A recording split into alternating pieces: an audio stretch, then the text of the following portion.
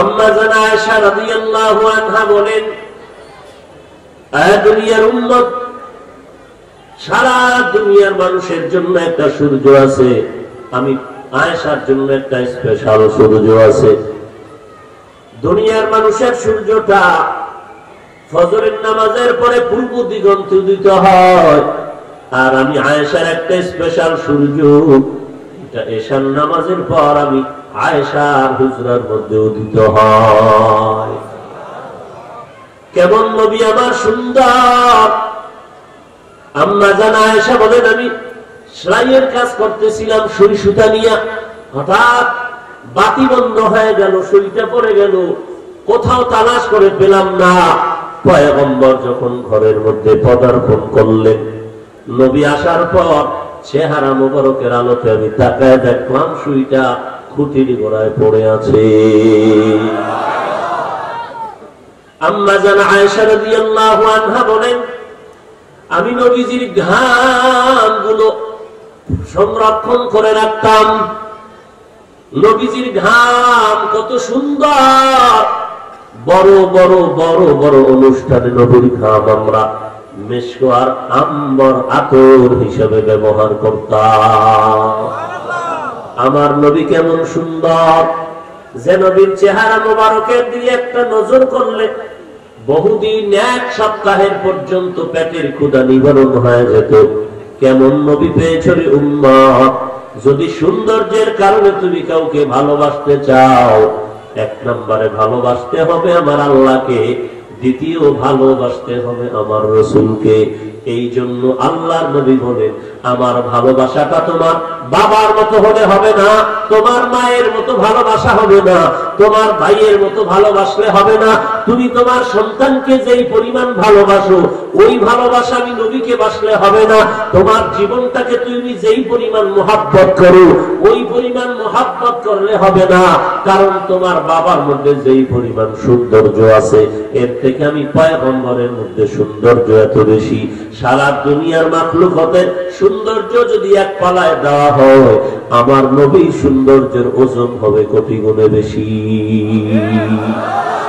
ইমামুল আউয়ালিন আল আখিরিন বাহরে সাদকা রাহমাতাল লিল আলামিন সাইয়্যিদুল কাউনাইন খাতমুল মুরসালিন আখিরা মুদবুদ ফখরুল আউয়ালিন।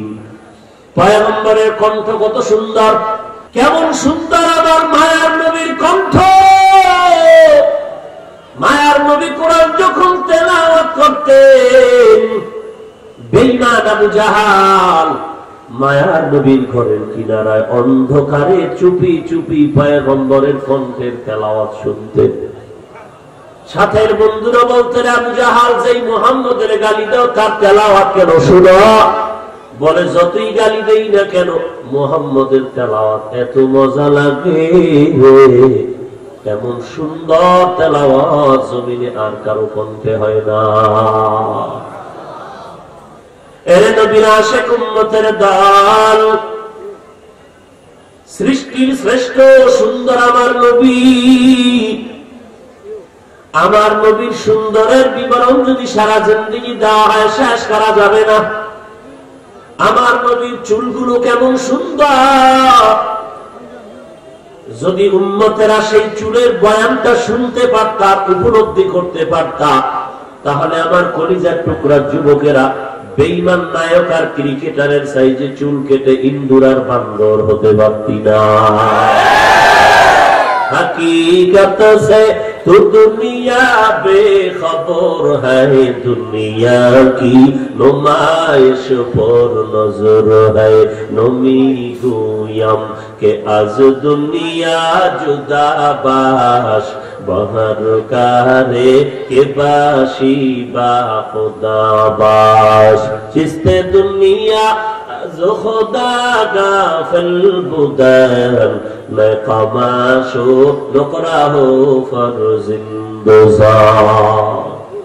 अम्मा बाद फ़अऊज़ु बिल्लाहि मिनश शैतानिर रजीम। بسم الله الرحمن الرحيم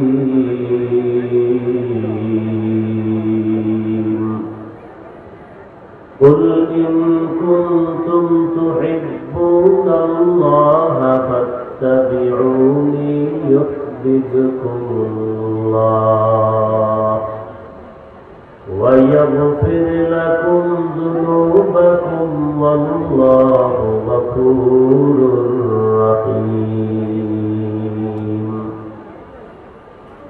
وقال النبي صلى الله عليه وآله وسلم لا يؤمن أحدكم حتى أكون أحب إليه من والده وولده والناس أجمعين أو كما قال النبي عليه الصلاة والسلام.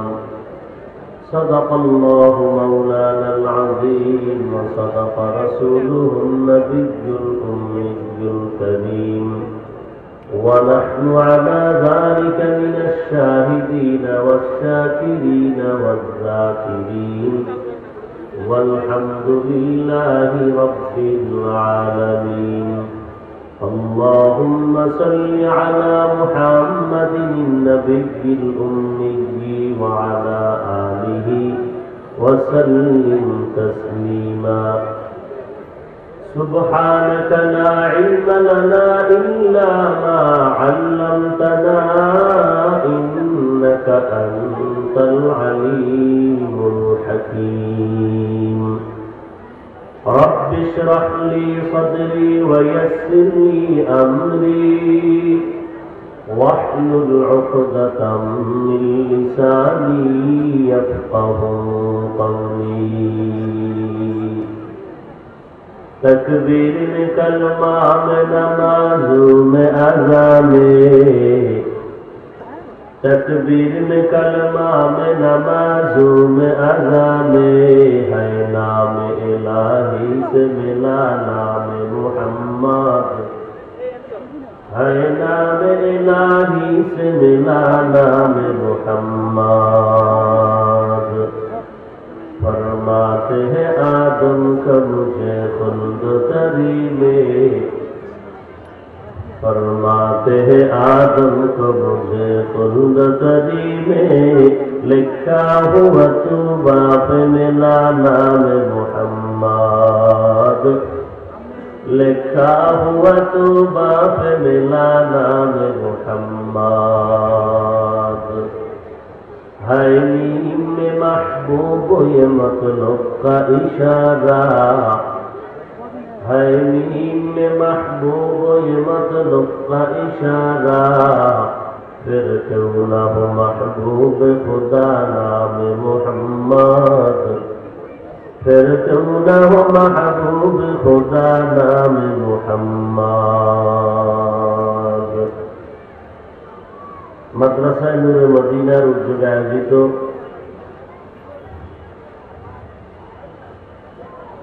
দরবেশের হাট আজকের এই মহতি ইসলামী মজলিসে উপস্থিত মুহতারাম সম্মানিত সভাপতি, এই বক্সের সামনে প্রধান অতিথি, বিশেষ অতিথিবৃন্দ, মুআজ্জাজ মুকাররম, জাতির মাথার মুকুট, ওয়ারাসাতুল আম্বিয়া, হযরত উলামায়ে কেরাম, দূর দূরান্ত থেকে আগত আল্লাহ পাকের আশিকিন, যাকিরিন, শাকিরিন, মুহিব্বিন, মুরব্বিয়ান এজম, কলিজার টুকরা আমার সমবয়সী যুবক বন্ধুগণ, স্নেহের ছোট ভাই, পর্দার আড়ালে অবস্থানরত শ্রদ্ধেয় সম্মানিত মা ও বোনেরা, আল্লাহ পাকের দরবারে লাখ কোটি শুকর যে রব্বুল আলামিন বেহেশতের বাগানে হাজারো লাখো মানুষের মধ্যে বাছাই করে আমাদেরকে হাজির হওয়ার তৌফিক দান করেছেন। আলহামদুলিল্লাহ। লক্ষ কোটি দরুদ ও সালাম সৈয়দুল মুরসালিন, রহমাতুল লিল আলামিন, শফিউল মুযনিবিন, খাতামুন নবিয়্যিন, সৈয়দুস সাকালাইন, ইমামুল মুরসালিন, শফিয়ে আযম, রাসূল আকরাম, রহমতে আলম, নবিয়্যুল আরব ওয়াল আজম, হযরত মুহাম্মদুর রাসূলুল্লাহ সাল্লাল্লাহু আলাইহি ওয়া আলিহি ওয়াসাল্লামের উপর সংক্ষিপ্ত সময়ে কিছু কথা বলার নিয়তে কোরআন হাকিমের এক আয়াতে কারিমা তিলাওয়াত করেছে। বিশ্ব নবী, শেষ নবী, মহানবী, শ্রেষ্ঠ নবী সাল্লাল্লাহু আলাইহি ওয়া আলিহি ওয়াসাল্লামের অসংখ্য অগণিত অমীয় বাণী পবিত্র হাদিস শরীফের মধ্য থেকে একটি হাদিস পড়েছি। আয়াত ও হাদিসের আলোকে ইখলাসুল রুহানিয়াতের সমন্বয় কিছু কথা আমাদেরকে বলার মতো, শুনবার মতো আল্লাহ পাক তৌফিক দান করেন, আমিন। কুল ইন কুনতুম তুহিব্বুনাল্লাহ, আল্লাহ তাআলা বলেন, হে রাসূল করিম সাল্লাল্লাহু আলাইহি ওয়া আলিহি ওয়াসাল্লাম, আমি আল্লাহর পক্ষ থেকে উম্মতকে জানিয়ে দেন, হে দুনিয়ার মানুষ, তোমরা যদি আল্লাহকে ভালোবাসতে চাও, ফাত্তাবিউনি, তোমরা সকলেই আমি রাসূলের ইতাআত করো, ইত্তেবা করো, অনুসরণ অনুকরণ করো। কি লাভ হবে? ইউহিব্বুকুমুল্লাহ, আল্লাহ তোমাদেরকে মুহাব্বত করবেন, ভালোবাসবেন। ভালো আর মুহাব্বত করে কি করবেন? ইয়াগফির লাকুম যুনুবাকুম, তোমাদের কৃত সমস্ত গুনাহকে আল্লাহ মাফ করে দিবেন। আল্লাহু গফুরুর রহিম, আল্লাহ হলেন চূড়ান্ত ক্ষমাশীল, পরম করুণাময়।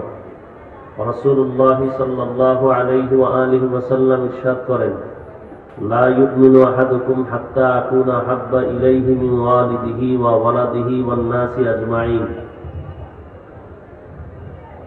দুনিয়ার মুমিন, তোমরা পরিপূর্ণ মুমিন ততক্ষণ পর্যন্ত হতে পারবে না যতক্ষণ পর্যন্ত তোমাদের সন্তান, পিতামাতা, সারা দুনিয়ার মানুষ থেকে, এমনকি নিজের জীবন থেকেও আমি রাসূলকে মুহাব্বত করতে পারবে না, ততক্ষণ পর্যন্ত তোমরা পূর্ণাঙ্গ মুমিন হতে পারবে না।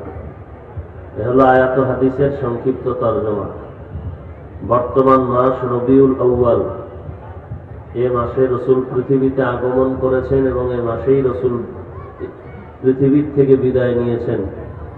এসেছিলেন রবিউল আউয়ালে, বিদায় নিয়েছেন রবিউল আউয়ালে। বার ছিল সোমবার, কিন্তু মাঝখানে চলে গেল 63 বছর। নবী দুনিয়াতে আসলেন কেন? তার কি কাজ, কি উদ্দেশ্যে নবীজি দুনিয়াতে এসেছিলেন? এবং এই 63 বছর অল্প টাইম, তাও 63 বছর পুরানা, মাত্র 23 বছরের জিন্দেগিতে উম্মতের পেছনে সময় ব্যয় করে খেদমত করে চলে গেলেন। কোথায় গেলেন, কোথায় আসেন?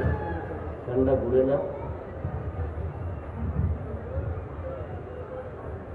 আল্লাহর রাসূল দুনিয়াতে এসেছিলেন গোটা জগতের মানুষকে জান্নাতের পথ দেখানোর জন্য, ইসলামকে সমস্ত বাতিল ধর্মের উপরে বিজয়ী করার জন্য।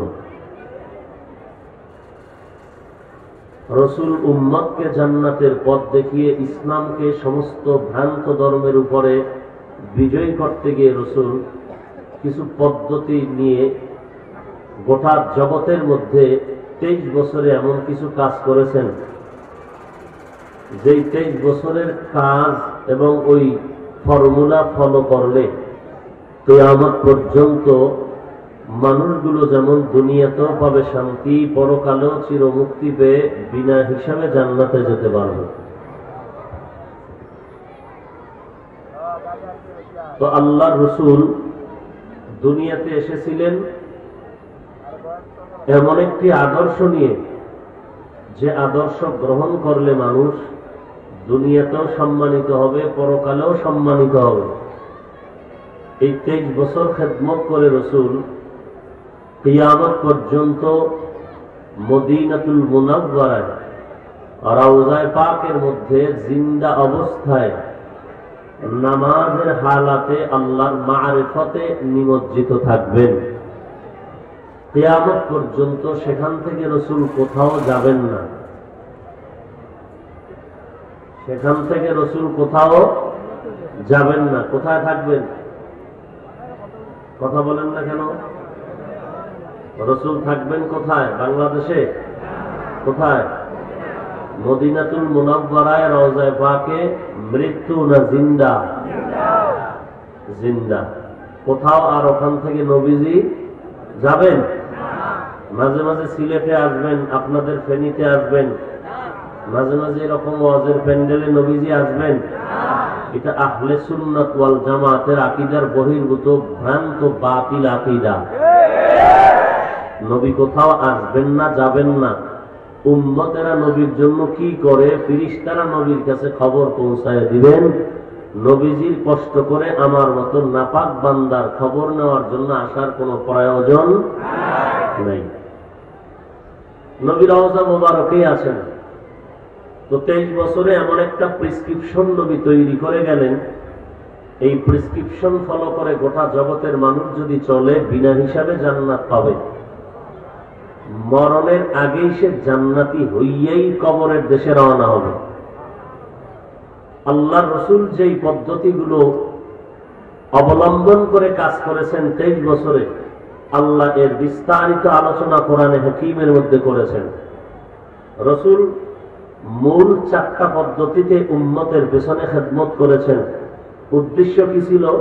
উম্মতকে জান্নাতের পথ দেখানো এবং ইসলামকে বাতিল ধর্মের উপরে বিজয়ী করা। তো রাসূল যেই পদ্ধতিগুলো অবলম্বন করে উম্মতের পেছনে খেদমত করেছেন, এর মধ্যে 1 নাম্বার পদ্ধতি কোরআনের তিলাওয়াত। রাসূল কোরআন তেলাওয়াত করে শুনাইতেন, আর এই তেলাওয়াত শুনলেই অনেক বেঈমানরা পাগল হয়ে ইসলামের পতাকা তলে আশ্রয় গ্রহণ করত। নবীজির 2 নাম্বার পদ্ধতি উম্মতের অন্তরকে গুনাহমুক্ত করতেন। 3 নাম্বার পদ্ধতি যেই কোরআনের তেলাওয়াত রাসূল উম্মতকে শুনাইতেন, ওই কোরআনের ব্যাখ্যা তরজমা শিখাইতেন। 4 নাম্বার পদ্ধতি আল্লাহর রাসূল যে কোরআনের ব্যাখ্যা শিখাইতেন, ওই কোরআনের ব্যাখ্যা মতে উম্মতকে আমলওয়ালা বানাতেন। এই প্রেসক্রিপশনে রাসূল উম্মতকে জান্নাতের পথ দেখিয়েছেন, ইসলামকে বিজয়ের পথে আগায় নিয়েছেন। রাসূল এসেছিলেন এমনই একটি জায়গায়, এমন এক সময়, যে সময় মক্কার মানুষের মতো খারাপ পৃথিবীতে আর কোনো মানুষ। কি পরিমাণ খারাপ, পরিপূর্ণ কথা উম্মতের সামনে বলা বড় কঠিন। এক কথায় এদের মতো খারাপ, চূড়ান্ত খারাপ জমিনে আর কেউ ছিল না। কিন্তু রাসূলের 23 বছরের জিন্দেগীর আদর্শ তারা ফলো করার কারণে এত দামি হয়ে গেলেন যে আল্লাহ তাদের উপরে খুশি হয়ে গেলেন আর বললেন, রাদিয়াল্লাহু আনহুম ওয়া রাদু আন। আল্লাহ তাদের উপরে সন্তুষ্ট, তারাও আল্লাহ পাকের উপরে সন্তুষ্ট। আল্লাহ পাক রব্বুল আলামিন এত দামি করলেন যে 10 জন সাহাবার নামে দুনিয়াতেই জান্নাতের সুসংবাদ দিয়ে দিলেন। এই কথাটা আজকে নতুন শুনলেন না আরো শুনেছেন? কয়জন সাহাবা? 1 নম্বরে কে? হযরত আবু বকর সিদ্দিক রাদিয়াল্লাহু তাআলা আনহু। দ্বিতীয় কে? হযরত ওমর। নবীজির আদর্শ গ্রহণ করার কারণে জান্নাতের ওপেন টিকেট পেয়ে গেলেন তারা জিন্দা থাকতেই। ওই আদর্শ আজ আমরা গ্রহণ করার কারণে আজ হাজার হাজার বছর অতিবাহিত হওয়ার পরেও আজকেও রাসূলের আদর্শের কারণে ময়দানে মানুষ এই মহামারীতে ভরপুর হয়ে আছে। টাকা পাওয়ারও লোভ নাই, খানারও কোনো চাহিদা নাই, শুধু রাসূলের আদর্শের আকর্ষণে এখানে আমরা সমবেত হয়েছি। রবিউল আউয়ালের এটাই চূড়ান্ত শিক্ষা। রাস্তায় নেমে মিছিল করবেন, রাসূলের আদর্শের ভিন্ন কোনো আমল করবেন না, এটা রবিউল আউয়ালের শিক্ষা না, এটা মূর্খতার বহিঃপ্রকাশ। রাসূল দুনিয়াতে আগমন করেছেন কয়বার মনে আছে আপনাদের? মা আমেনার গর্ভ থেকে নবীজি দুনিয়াতে আগমন করেছেন কতবার? 1 বার। মিছিল কেন বছরে বারবার? নবীর নামে মিছিল হয় কেন বারবার? একমাত্র জবাব ধর্মীয় মূর্খতার কারণে। ধর্মের জ্ঞান নাই, তারা শুধু মিছিল দেওয়াতে সুন্নি আশেকে রাসূল, দাড়ি না থাকলেও অসুবিধা নাই, টুপি না থাকলেও অসুবিধা নাই, নামাজ না পড়লেও অসুবিধা নাই, পর্দা না করলেও অসুবিধা নাই। আর আমরা দাড়ি টুপি নামাজ পর্দা ঠিক রাখিয়াও আমরা রাসূলের দুশমন। কেন? রবিউল আউয়ালে মিছিল করি নাই। এরকম অবস্থা উম্মতের মাঝে আছে না নাই? আল্লাহ সবাইকে পূর্ণ হেদায়াত দান করুন।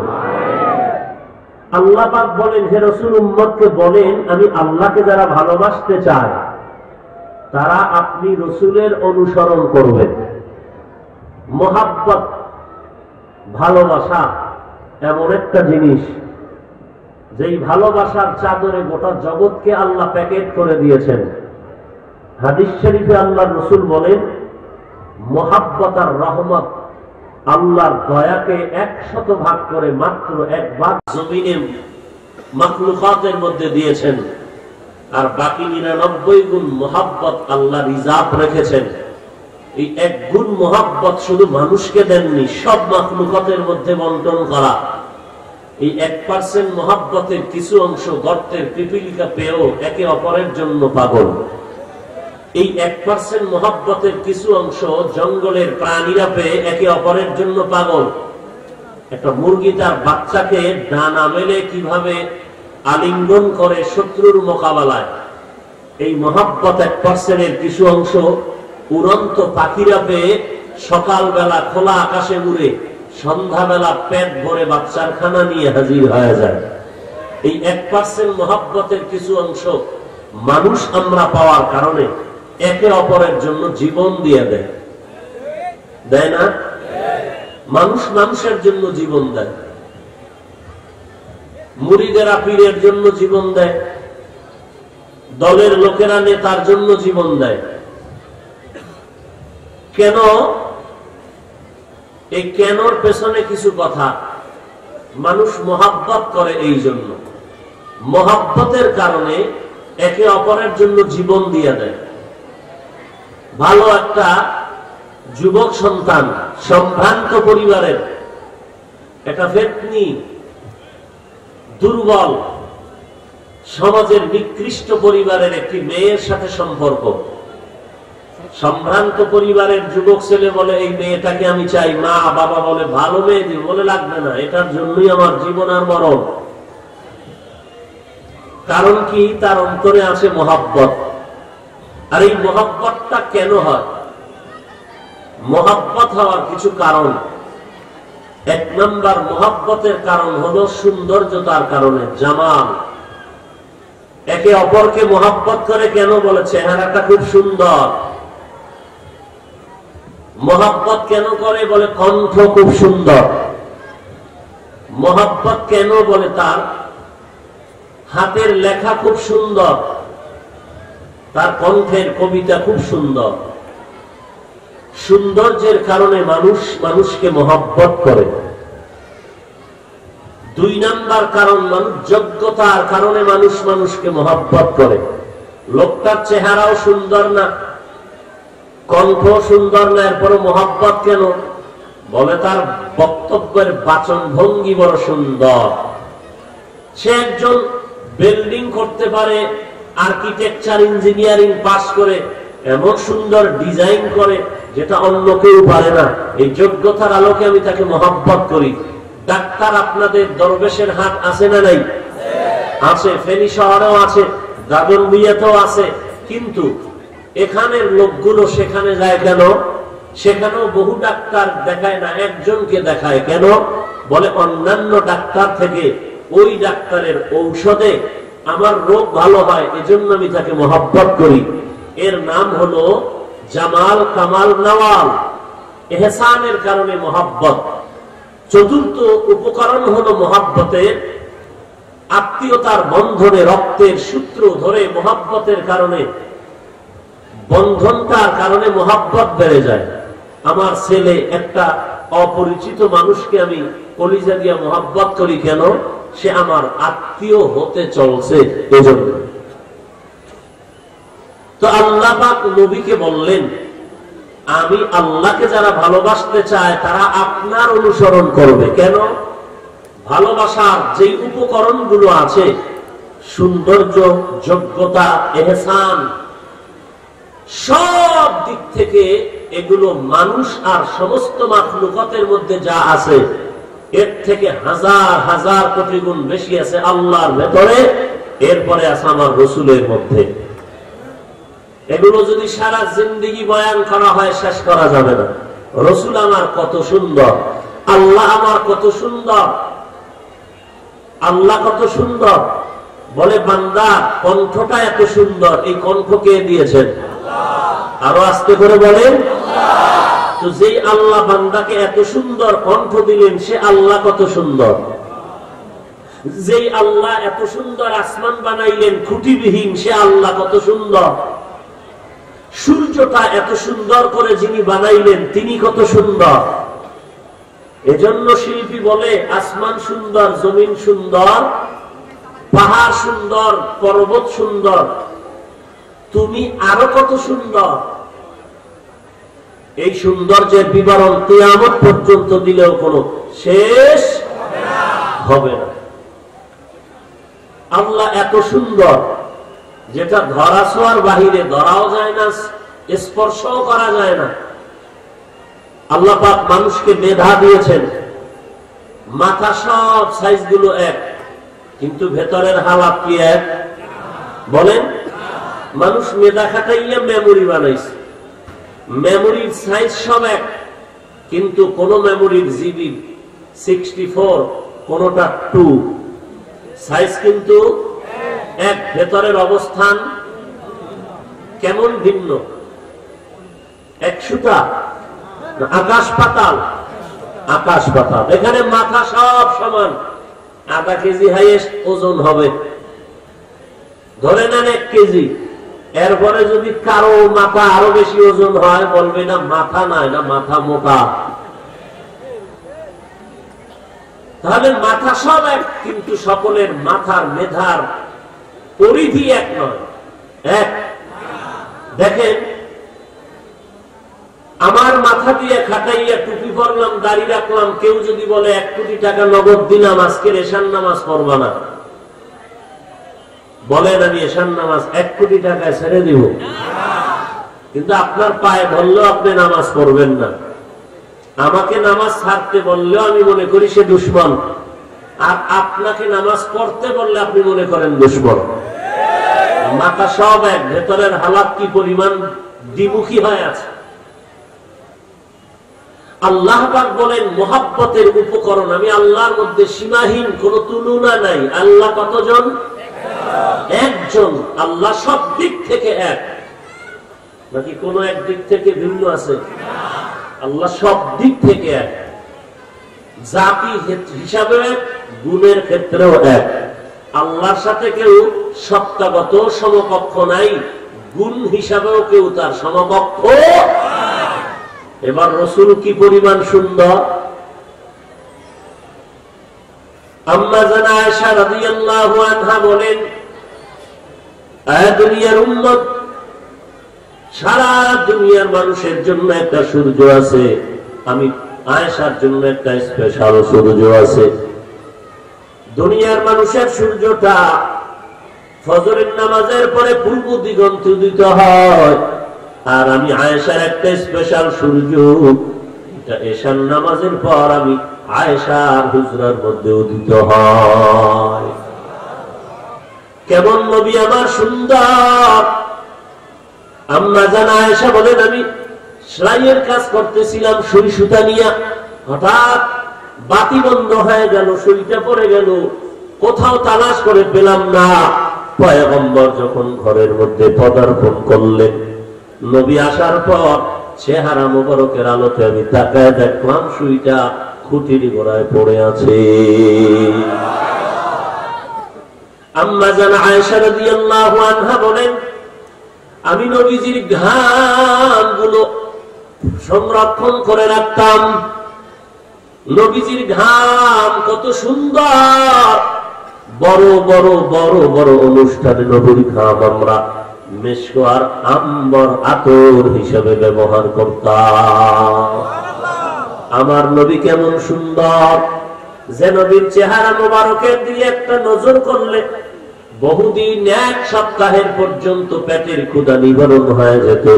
কেমন নবী পেয়েছ রে উম্মত। যদি সৌন্দর্যের কারণে তুমি কাউকে ভালোবাসতে চাও, 1 নম্বরে ভালোবাসতে হবে আমার আল্লাহকে, দ্বিতীয় ভালোবাসতে হবে আমার রাসূলকে। এই জন্য আল্লাহর নবী বলেন, আমার ভালোবাসাটা তোমার বাবার মতো হলে হবে না, তোমার মায়ের মতো ভালোবাসা হবে না, তোমার ভাইয়ের মতো ভালোবাসলে হবে না। তুমি তোমার সন্তানকে যেই পরিমাণ ভালোবাসো ওই ভালোবাসা আমি নবীকে বাসলে হবে না। তোমার জীবনটাকে তুমি যেই পরিমাণ মোহাব্বত করো ওই পরিমাণ মোহাব্বত করলে হবে না। কারণ তোমার বাবার মধ্যে যেই পরিমাণ সৌন্দর্য আছে এর থেকে আমি পয়গম্বরের মধ্যে সৌন্দর্য এত বেশি। সারা দুনিয়ার মাখলুকাতের সৌন্দর্য যদি এক পালায় দেওয়া হয় আমার নবীর সৌন্দর্যের ওজন হবে কোটি গুণে বেশি। ইমামুল আউয়ালিন আল আখিরিন বাহরে সাদকা রাহমাতাল লিল আলামিন সাইয়্যিদুল কাউনাইন খাতমুল মুরসালিন আখিরা মুদবুদ ফখরুল আউয়ালিন। পয়গম্বরের কণ্ঠ কত সুন্দর।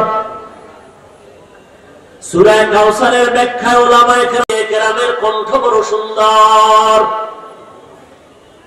কেমন সুন্দর আমার মায়ার নবীর কণ্ঠ। মায়ার নবী কোরআন যখন তেলাওয়াত করতেন বেঈমান আবু জাহাল মায়ার নবীর ঘরের কিনারায় অন্ধকারে চুপি চুপি পয়গম্বরের কণ্ঠের তেলাওয়াত শুনতেন। সাথের বন্ধুরা বলতেন আবু জাহাল যেই মুহাম্মদের গালি দাও তার তেলাওয়াত কেন শুনো? বলে যতই গালি দেই না কেন মুহাম্মদের তেলাওয়াত এত মজা লাগে, এমন সুন্দর তেলাওয়াত জমিনে আর কারো কণ্ঠে হয় না। এ নবীর আশিক উম্মতের দল, সৃষ্টির শ্রেষ্ঠ সুন্দর আমার নবী। আমার নবীর সুন্দরের বিবরণ যদি সারা জিন্দেগি দেওয়া হয় শেষ করা যাবে না। আমার নবীর চুলগুলো কেমন সুন্দর, যদি উম্মতেরা সেই চুলের বয়ানটা শুনতে পারতা, উপলব্ধি করতে পারতা, তাহলে আমার কলিজার টুকরা যুবকেরা বেঈমান নায়ক আর ক্রিকেটারের সাইজে চুল কেটে ইন্দুর আর বান্দর হতে পারতি না। हकीकत से तो दुनिया बेखबर है, दुनिया की नुमाइश पर नजर है। नमी गुयम के आज दुनिया जुदा बाश, बहर कारे के बाशी बा खुदा बाश।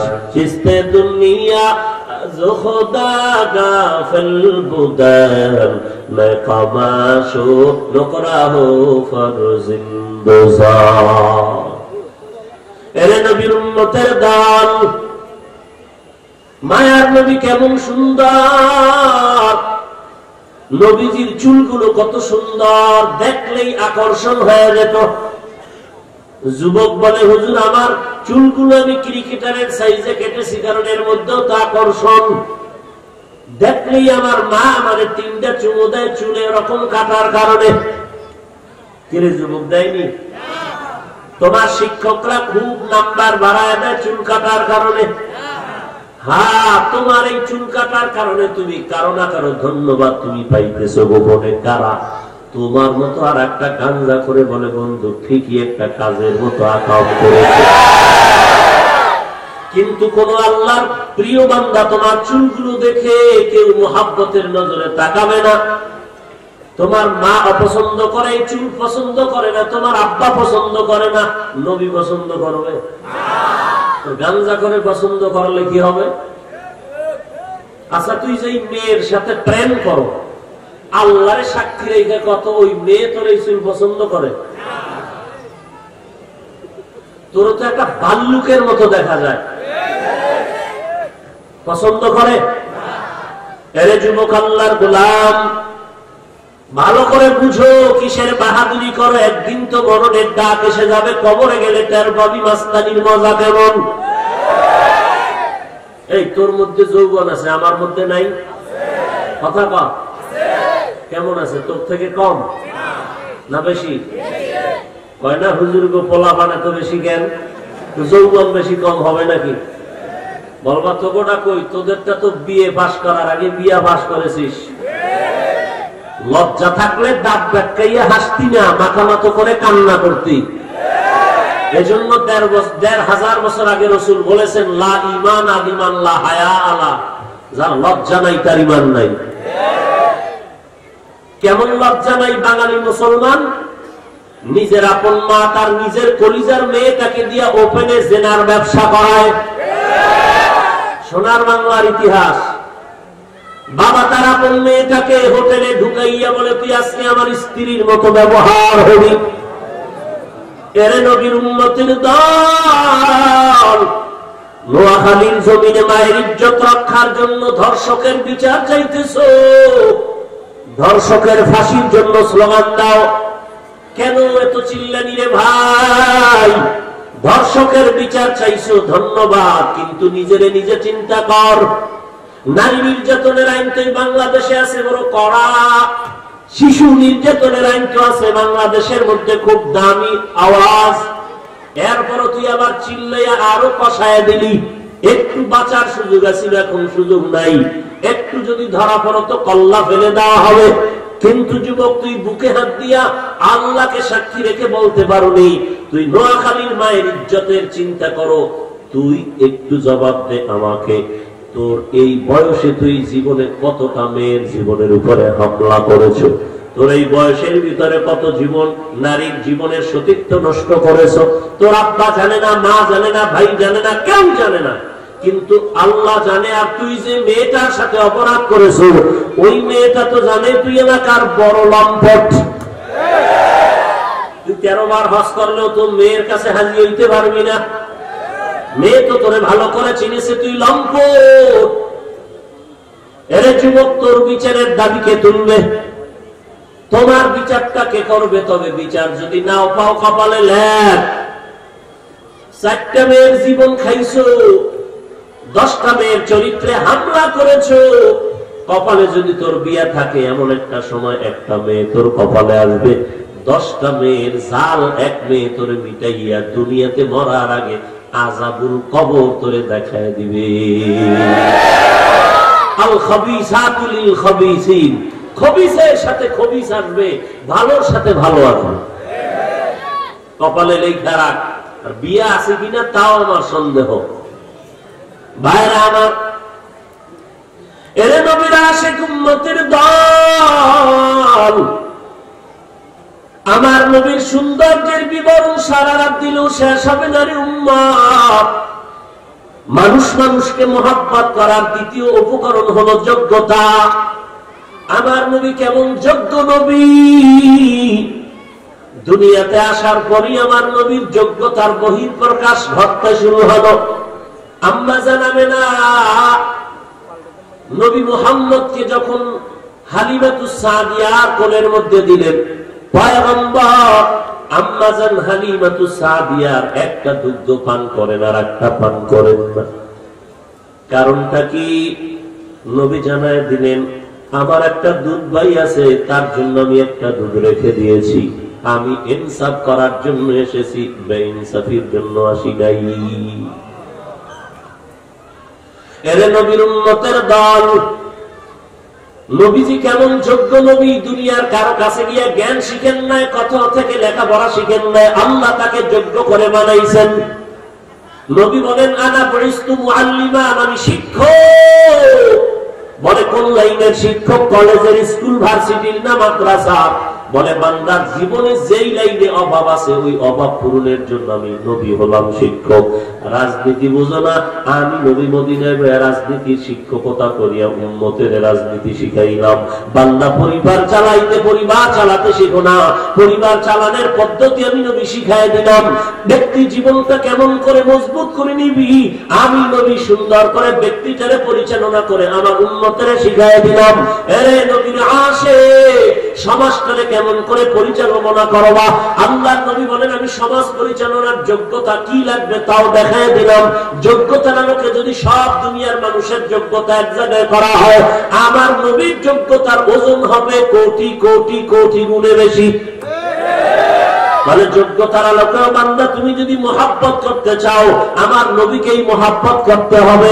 বাবার মতো নয়, মায়ের মতো নয়, ভাইয়ের মতো নয়, নিজের জীবনের মতো নয়, বরং জীবন থেকে বেশি, আব্বা আম্মার থেকে বেশি, নেতার থেকে বেশি। বলে কেমন কেমন? বলে নেতার বিরুদ্ধে যখন কথা হয় তুমি মোবাইলটা বের করে লাইভে আসলা, আবার প্রতিবাদ জানাইলা। তোমার প্রিয়ের বিরুদ্ধে যখন কেউ কথা বলে তুমি মহব্বতের দাবি নিয়ে লাইভে আসছো, তুমি প্রতিবাদ জানাইছো।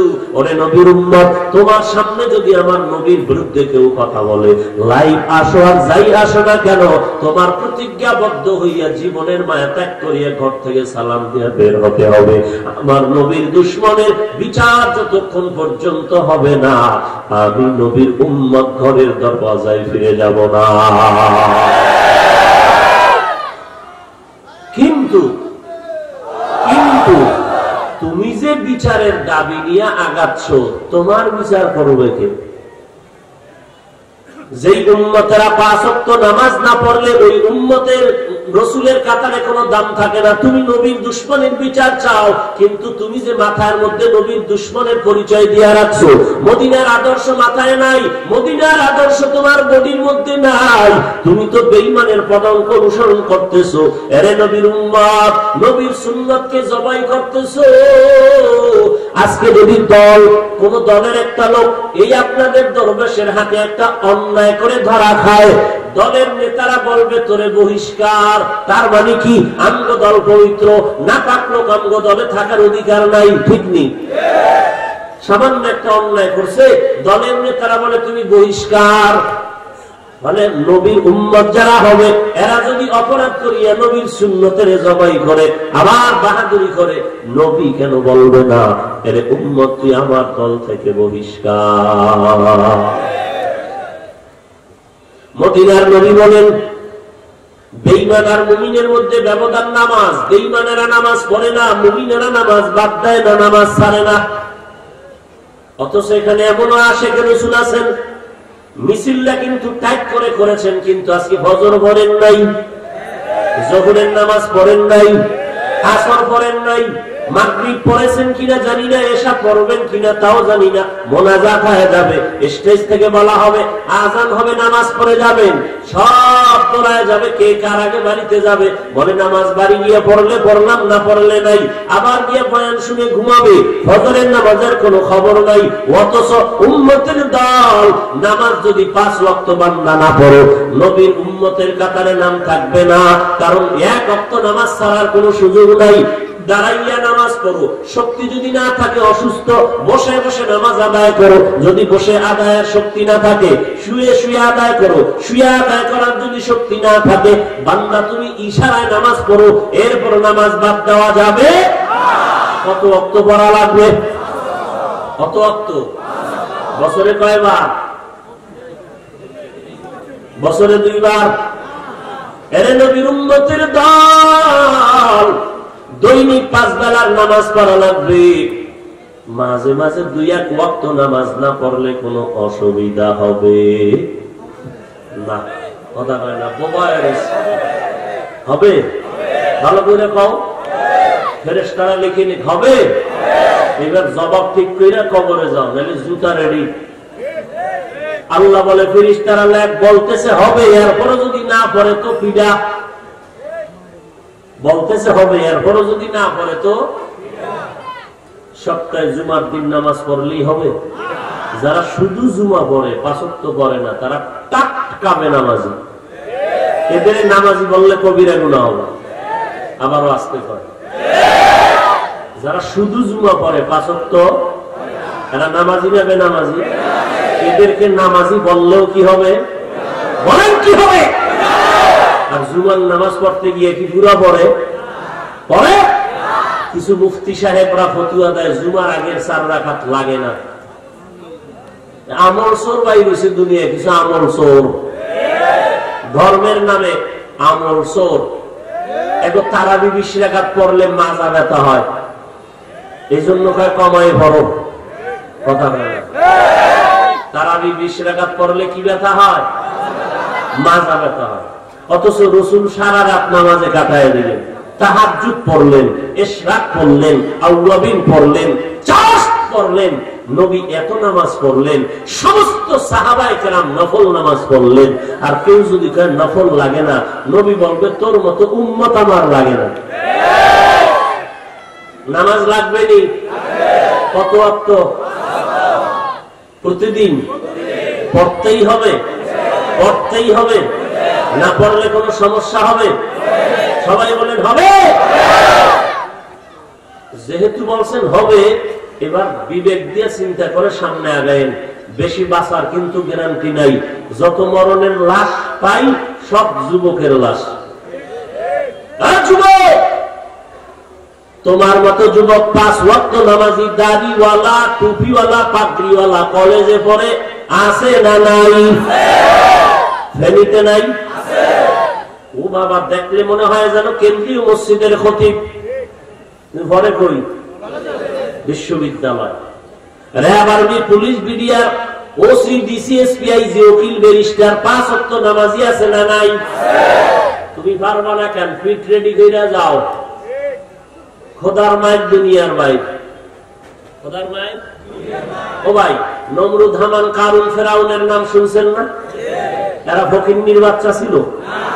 কেমন ক্ষমতাওয়ালা ছিল? আমেরিকার মতো, রাশিয়ার মতো। কত বড় ক্ষমতাওয়ালা সেই ফেরাউন! 40 বছর পর্যন্ত যেই ফেরাউনের কোনো অসুস্থতা হয় নাই, ওই ফেরাউনের লাশ আছে কই মাটির নিচে নাকি উপরে?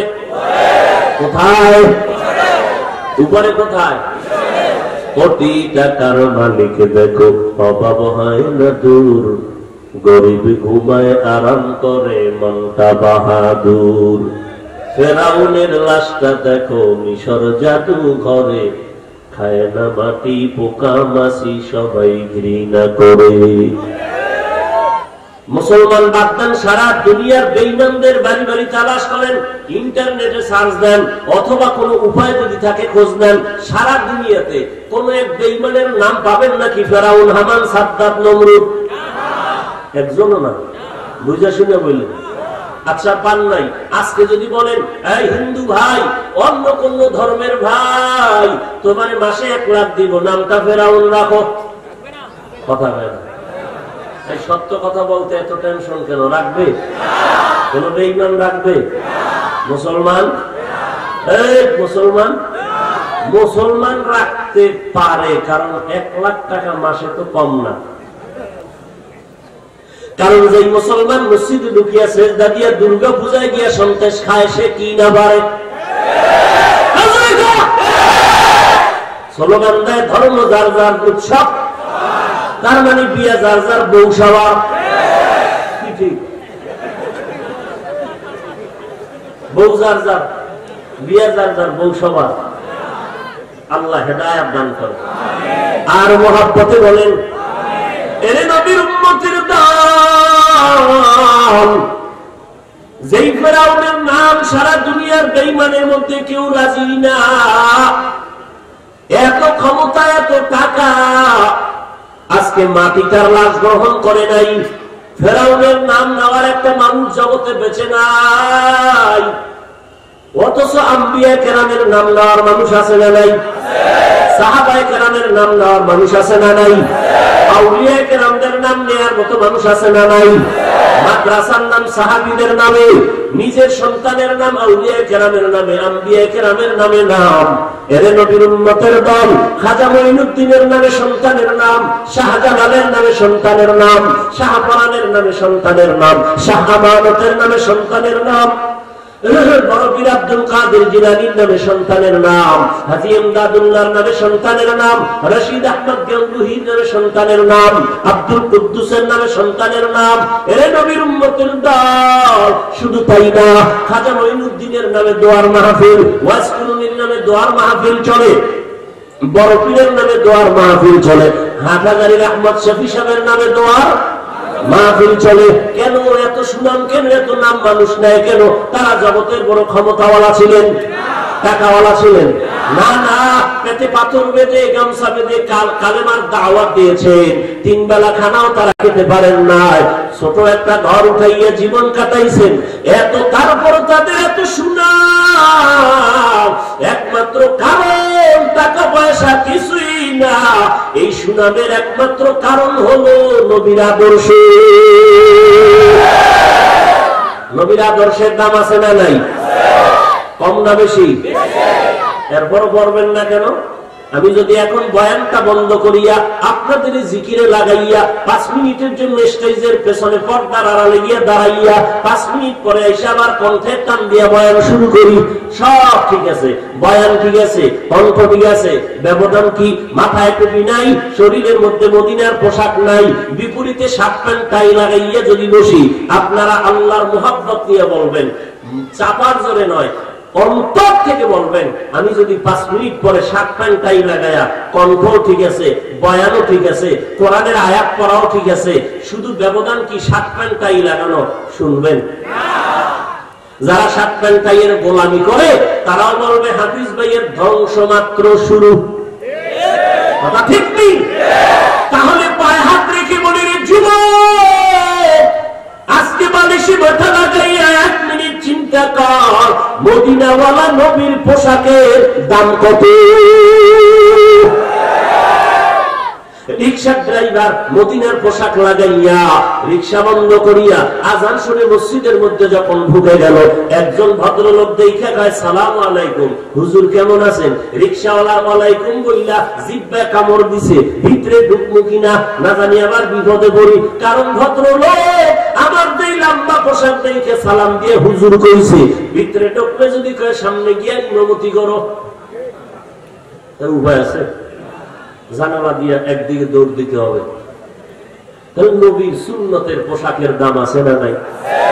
আরে ভাই, আজকে দেখেন উকিল ব্যারিস্টার ঢাকার সুপ্রিম কোর্টে যাও, সুপ্রিম কোর্টের বিচারপতি এরকম পোশাক পরে গলায় পাগড়ি লয়া বিচারের চেয়ারে বসে উম্মতের বিচার করতেছে, সুপ্রিম কোর্টের বিচারপতি। আর তুমি বলো এদি পড়লে স্বাধীনতা নষ্ট হবে, শরীর গরম হয়ে যাবে। হ্যাঁ, আমগো পাশে দাঁড়াও তো কি পরিমাণ গরমের ঘামের গন্ধ পাও, আর তোমগো পাশে দাঁড়ায় টের হয় কি গরমের ঘামের গন্ধ। সরকার এমনি কইছে 3 ফিট দূরে যা। হ্যাঁ, তোমার ঘামের গন্ধ আমার শরীরে এসে যেন স্পর্শ না করে, তোমার মুখের নিকৃষ্টতম নিঃশ্বাস আমার শরীরে স্পর্শ করে যেন ক্ষতির কারণ না হয়, মুখ আটকায় রাখো। মুখ কি রাখো? আর যেই তালে বিড়ি টানারে বাঙালি, এতে মাস্ক তো ঘুমের মধ্যেও থাকা দরকার। তোমার ম্যাডাম যেই কষ্ট পায়, কথা বলেন না কেন? আর যেদিন নাকের পাস নষ্ট হয়ে গেছে, নাকের পাস নষ্ট, এদের কাছে বগুড়ার দই আর বাথরুমের পায়খানা। কথা বুঝেন নাই? এদের নাকের পাস নষ্ট। হায় হায় হায়, রাগ করতেছেন? রাগ করতেছেন? আমার আব্বার পক্ষে স্লোগান দিতেছি, রসুলের আদর্শের বয়ান করতেছি, রবিউল আউয়াল এটাই আমাদেরকে শিক্ষা দিতেছে, পিছনের সব থেকে তওবা কর, রবিউল আউয়ালে রসুলের সুন্নতের মালাটা গলায় পড়। এই করোনায় তওবা করবি না, কোন গজবে আবার তওবা করবি? গজব এখনো যায়নি, গেছে? বিমান নাকি বন্ধ হয়ে গেছে, ফ্লাইট বন্ধ হয়ে গেছে, 5টা রাষ্ট্রের সাথে যোগাযোগ বন্ধ, কোন বিমান যাবে না, করোনার আক্রান্ত হওয়ার ভয়। এরকম ভয় লাগতেছে, আবার কখন জানি লকডাউন হয়। এত লকডাউন যদি হয়, আল্লাহ বাজরেন তুইও যাই লকডাউন দিয়ে দে। এই যেদি তওবা করে না, এদের লকডাউন মার। এই মাস্ক পরলে কি মানুষ বাঁচতে পারবে? আজরাইল থেকে বাঁচতে পারবে? তাহলে মাস্ক পরার একটাও মনে নাই। কথা বলেন না কেন? মনে নাই? আর মাস্ক না থাকলেই মরে যাবে। তাহলে বালু টানলে লেবারেরা এখনো জিন্দা কেন? কথা বলেন না কেন? যারা বালু টানে লেবার আছে না নাই? মরছে একটাও ঢাকা হইয়া? মরেনি। আল্লাহ বলেন মাছ বাঁচানোর মালিক না, মাছ জিন্দা করার মালিক না, বাঁচানোর মালিক আমি আল্লাহ, মৃত্যু দেওয়ার মালিক আমি আল্লাহ। আমি যদি বাঁচাতে চাই মাছের ভেতর সারা বাঁচাবো, আমি যদি মৃত্যু দিতে চাই ঘরের দেওয়ালের মধ্যে আজকাল পাঠায় নিয়ে যাব। মূলত বাঁচানোর মালিক আল্লাহ, ইজ্জত দেওয়ার মালিক আল্লাহ, মৃত্যু দেওয়ার মালিক আল্লাহ। তুমি মাস্ক পরবা কেন, পোশাক পরবা কেন, দূরত্ব বজায় রাখবা কেন? সতর্ক বার্তা। দুই হাতটা ধুইয়া পরিষ্কার রাখবা, এই কথা সরকার বলবে কেন? ১৫০০ বছর আগে রাসূল বলে গেছেন। কিন্তু উম্মতেরা মানে না কেন? ভিডা নাই। সরকার একটা মানে কেন? পুলিশের ভিডা। পুলিশের ভিডার দরে যখন দেখে মাস্ক নাই, এরপরে গামছা বেচাইয়া মাস্ক বানায়। আছে না নাই? হায় হায় রে উম্মত। অতএব আল্লাহর কাছে তওবা করার এই রবিউল আউয়াল মাসে খাঁটি অন্তরে তওবা করো, হে আল্লাহ যত অপরাধ করেছি আজকে থেকে আর করব না। কুল ইন কুনতুম তুহিব্বুনাল্লাহা ফাত্তাবিউনি ইউহিব্বুকুমুল্লাহ। আল্লাহর ভালোবাসা যদি চাও নবীর অনুসরণ করো। নবীর অনুসরণ কেমনে করবা? নবী বলেন মান আহাব্বা সুন্নতি ফাকাদ আহাব্বানি। ও উম্মত, আমি নবীর সুন্নতের যারা মুহাব্বত করলা তারা আমাকেই মুহাব্বত করলা, আর আমি নবীকে মুহাব্বত করা মানে আমার সাথে জান্নাতে যাইবা। এখন নবীর অনুসরণ কেমনে করব? অনুসরণ করতে হলে দেখতে হয়। আমি একজনের টুপি দেখিয়ে টুপি পরেছি, একজনের জামার মতো জামা পরেছি, দেখার পরে মুখস্থ করতে পারি নাই। যুবক অন্যকে ক্রিকেটারের খেলোয়াড়ের মতো চুলটা রাখছে, না দেখিয়ে না তো দেখছে, হয়তো ডাইরেক্ট না হয় ইনডাইরেক্ট দেখছে, তারপরে অনুকরণ করেছে। নবীর অনুকরণ আল্লাহ করতে বলেছেন, কিন্তু নবীর তো দেখার উপায় নাই, কেমনে অনুসরণ করব? নবী বলেন ও উম্মতের দল, আমি কিয়ামত পর্যন্ত না থাকলেও একদল বাহিনী রেখে গেলাম, এদেরকে দেখে তোমরা অনুসরণ করো। এদের অনুসরণ করলেই আমি নবীর অনুসরণ হয়ে যাবে। এরা কারা? নবী বলেন এরা হলো আমি নবীর ওয়ারিস, ওয়ারাসাতুল আম্বিয়া, উলামায়ে আহলে হক। উলামায়ে আহলে হক, এদের টুপির মতো টুপি পরো। ওলামায়ে আহলে হক যেই পোশাক পরে ওই পোশাক পরো, কারণ ওলামাদের টুপি, ওলামাদের দাড়ি, ওলামায়ে আহলে হক নাকি বাতিল? হক না বাতিল? ওলামায়ে আহলে হক যেই পোশাক পরে ওই পোশাক পরো, এটাই মদিনার আদর্শের পোশাক। যারা বলে আলেম লাগে না, এরা চূড়ান্ত আহলে বাতিল। এরা কি আহলে হক না বাতিল? যদি বলে কোন পীর মাশায়েখ লাগে না, মুরব্বি লাগে না, তারা আহলে বাতিল। ওই আহলে হক উলামায়ে কেরামের পথ অনুসরণ করো, কোরআন সুন্নাহর আলোকে তোমার জীবনটাকে সুন্দর করে সাজাও, কারণ মৃত্যু হয়ে গেলে আর কবরে তোমার সহযোগিতার কেউ যাবে না। নেক আমল তোমার সাহায্যের জন্য, সুন্নতের বাতি কবরে যাবে তোমার সহযোগিতার জন্য। অতএব অন্তরটাকে নরম করে বুঝাও রে অন্তর। আমার মতো তোমার মতো কত যুবক স্কুল কলেজে পড়ে, দোকানদারি করে, ব্যবসা করে, নামাজ বাদ দেয় না।